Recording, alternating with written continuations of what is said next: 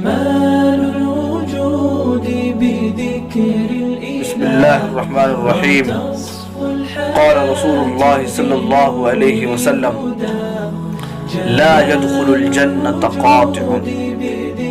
اللہ کے رسول صلی اللہ علیہ وسلم کا ارشاد گرامی ہے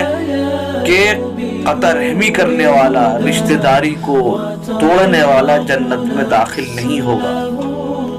اب ذرا غور کریں، ذرا فکر کریں کہ کیا ہمارے اندر یہ بیماری تو نہیں؟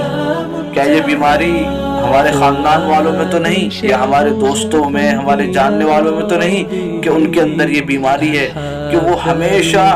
دوسروں سے دور رہنے کی، الگ رہنے کی کوشش کرتے ہیں، اور کوئی آدمی اپنے تعلقات وابستہ بھی کرنا چاہے تو وہ اس کو کاٹنے کی اور اس کو ختم کرنے کی کوشش کرتے ہیں؟ اگر ایسا ہے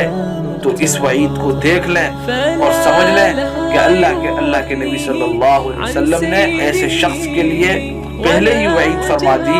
کہ جو شخص یہ کوشش کرے گا کہ وہ رشتہ داری کو توڑے، خاندان کو توڑے،